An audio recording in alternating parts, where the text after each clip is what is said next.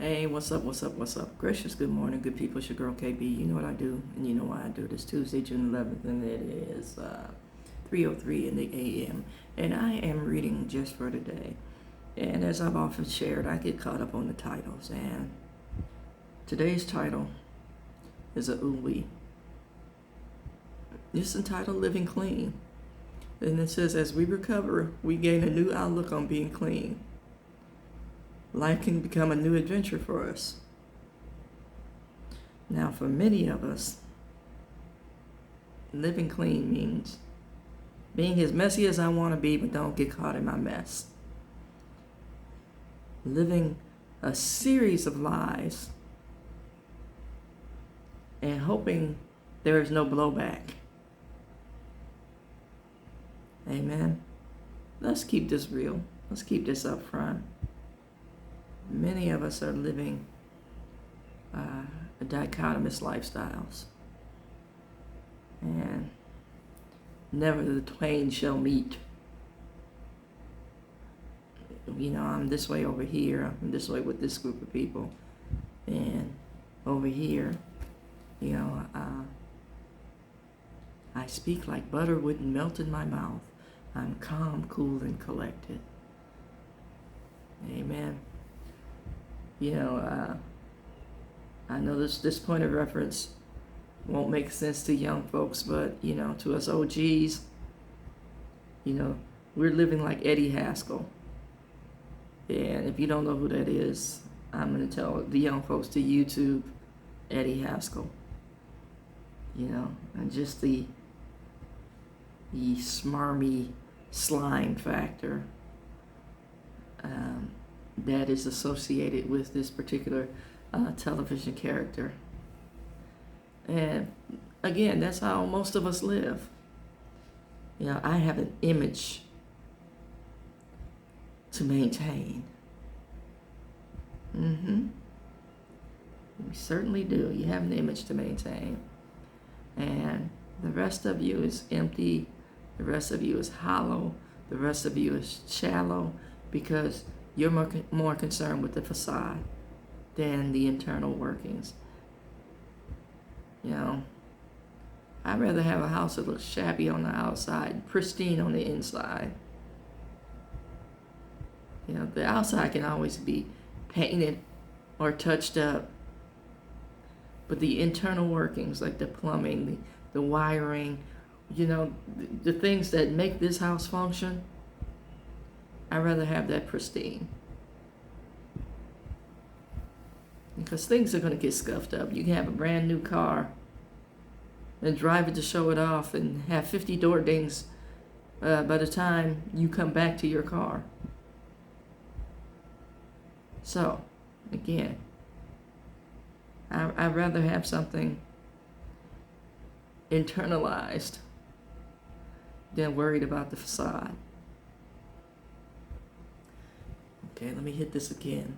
As we recover, we gain a new outlook on being clean. Life can become a new adventure for us. Life does change when, you know, you deal with your bruised spirit, your hurts. Most of us don't take time to heal. So we pack up our little belongings, tie them on a stick, and take whatever problems we've caused, we've created, onto the next joint. You know, we don't take time to mend relationships. Again, we take our problems on the road. We take the show on the road. And we seek the peanut gallery. Now, I was thinking about this yesterday. Whenever you hear someone say, my ex was crazy, or, you know, I don't associate with so-and-so anymore because they did, and, you know, it's just crazy. Isn't that crazy? Whenever you hear those kind of phrases, run. Because what they're failing to tell you is that crazy was induced by them What they fail to tell you is you're going to be the next name on their lips, the next victim on their list, because they have not taken the time to heal. And I say this because, they really don't know you, and they've already engaged in character assassination about someone else that you don't know.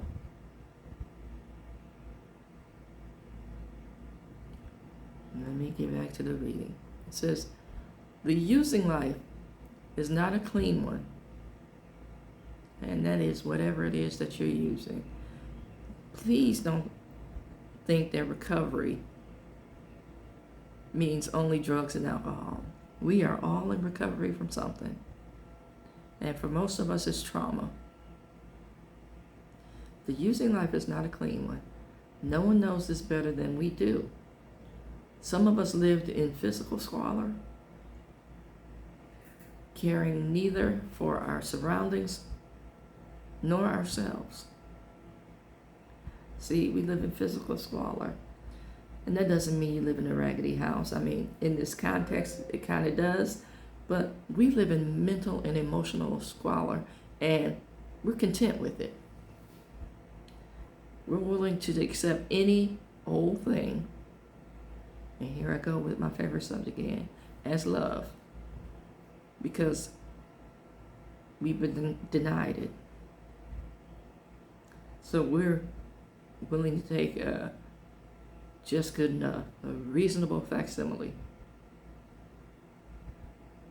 Let me read this again. The using life is not a clean one. No one knows this better than we do. Some of us lived in physical squalor, caring neither for our surroundings nor ourselves. Worse, though, than any external filth was the way most of us felt inside. And again, because we were so damaged, we were willing to accept any and everything and call it love. I know I'm talking to somebody, and I know I'm preaching to myself. Willing to accept anything and call it love. But then one day I heard the voice of God. I heard the clear and concise voice of God. And the voice told me, the people who say they love you, to any of their actions, say love. They talk to you when they feel like it. Now you have to beg them to do something. If they give you something, it's like they don't even know you.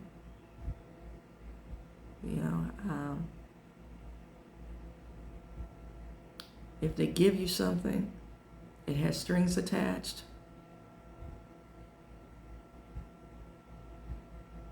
You have to listen and you have to observe. Most importantly, you have to realize that what you allow will be repeated. What you allow will be, multiplied. What you allow will ultimately destroy your peace. I want you to think about what you're allowing. And again, that does not mean you cut people off. That does not mean you ostracize people. That does not mean you alienate people. What that does mean is you put on the full armor and you show up and you show that person God. You show that person who God says you are. Like I said, you put on the full armor of God because you're showing up to do battle, to let them know about the God you serve. Now, I want you to pay attention to that statement. The God you serve. And is it the Most High God? Or is it a God, small g, that you've created, that you don't know, but you're hoping has some magical, mystical powers to fix your choices? Again, discernment in your hearing of what I just said.